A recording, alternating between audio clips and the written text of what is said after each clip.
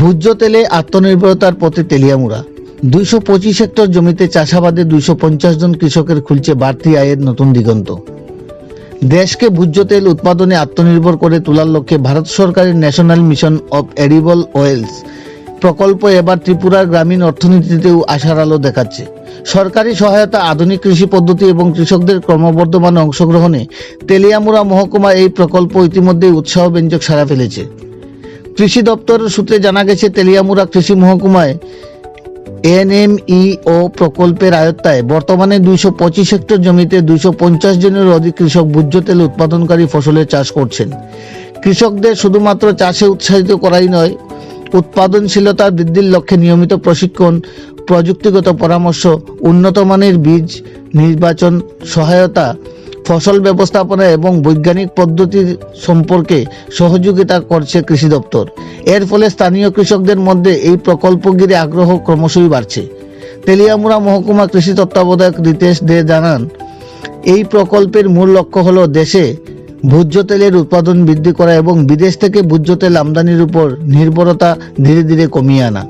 তিনি আরও জানান, বর্তমান পরিকল্পনা অনুযায়ী আগামী 4 বছরের মধ্যে তেলিয়ামুড়া ভোজ্য তেল উৎপাদনকারী ফসলের চাষে পরিধি উল্লেখযোগ্যভাবে বৃদ্ধি করার লক্ষ্য নেওয়া হয়েছে।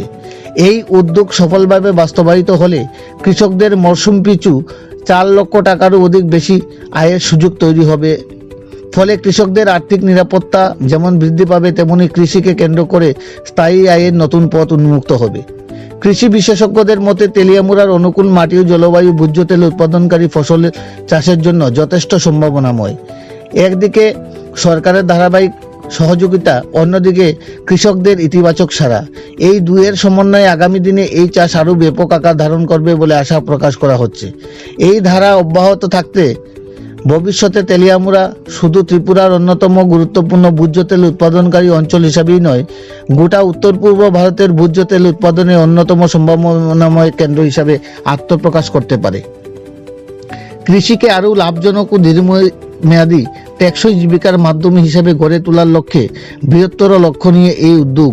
তা সফল হলে কৃষকদের আয় বৃদ্ধির পাশাপাশি গ্রামীণ কর্মসংস্থান সৃষ্টিতে দেশের খাদ্য ও ভোজ্য তেল নিরাপত্তা আরও শক্তিশালী করার ক্ষেত্রে গুরুত্বপূর্ণ ভূমিকা পালন করবে বলে মনে করছেন সংশ্লিষ্ট মহল। তেলিয়ামুড়া থেকে নিজস্ব প্রতিনিধি রিপোর্ট, শ্যামলী ত্রিপুরা।